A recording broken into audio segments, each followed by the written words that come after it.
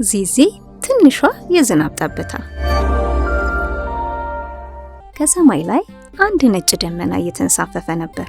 በዚያ ደመና ውስጥ በሚሊዮኖች የሚቆጠሩ ትንንሽ የዝናብ ጠብታዎች ይኖሩ ነበር። ከነዚህ ጠብታዎች ትንሿ ጠብታ ዚዚ ትባላለች።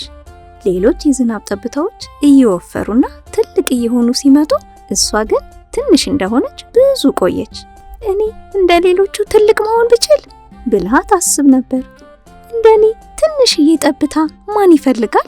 አንድ ቀን ደመናው በዝናብ ተሞላ። ነፋሱም ሁላችሁም ዝግጁ?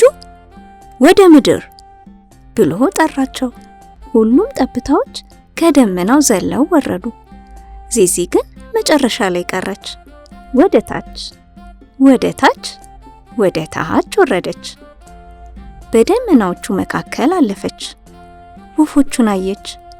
ቅጠሎችን አለፈች። ቢያንስ አንድ ሰው ወይም አንድ ነገር ብረዳ ብላ ተመኘች። ከታች ያለው ሜዳ በጣም ደርቆ ነበር። አበቦቹ ጠውልገው ነበር። ሳሩ ቢጫ ሆኖ ነበር። ሁሉም ነገር ውሃ ይፈልግ ነበር። ንቦችና ቢራቢሮዎች እንኳን አይመጡም። አንዲት ትንሽ ሮዝ አበባ ራሷን ወደ ታች አጎንብሳ ነበር። ሮዝ አበባ አንዲት የዝናብ ጠብታ ብቻ ብትመጣ እኮ ቀና ማለት እችላለሁ አለች በደካማ ድምፅ። ዚዚ ቀስ ብላ በአበባዋ ላይ አረፈች። ጠብ!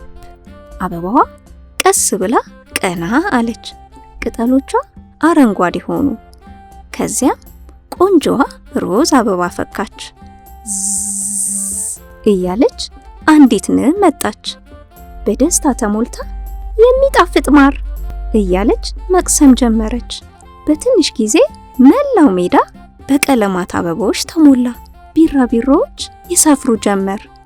ወፎችም ይዘምሩ ጀመር። አበቦቹ ዘር አፈሩ። ነፋሱም ዘሮቹን ወደ ሌሎች ቦታዎች ወሰዳቸው። ከጥቂት ወራት በኋላ በየቦታው አበቦች ማበብ ጀመሩ። ዚዚ ወደ መሬት ሰርጋ ወደ ትንሽ ጅረት ገባች። ጅረቱ ወንዝ ሆነ። ወንዙ ወደ ባህር ገባ። ፀሐይ ደምቃ ወጣች። ዚዚም እንደገና ወደ ሰማይ ተመለሰች። ሌሎቹ ጠብታዎች በደስታ ተቀበሏት። ዚዚ የት ነበርሽ? አላት ደመና። ዚዚ ፈገግ አለች። እኔ አንዲት ትንሽ አበባ እየረዳሁ ነበር አለቻቸው በፈገግታ ተሞልታ። ደመናው ወደ ታች ተመለከተ። ሜዳው በአበቦች ተሞልቶ ነበር። ንቦቹ ይበሩ ነበር። ወፎች ይዘምሩ ነበር። ልጆችም በደስታ ይጫወቱ ነበር። ደመና በፈገግታ ተሞልቶ ዓለምን ለመለወጥ ትልቅ መሆን አያስፈልግም፣ አንዲት ትንሽ መልካም ተግባር ብቻ በቂ ነው። ኦሆ አሃ የኢትዮጵያ ልጆች ኦሆ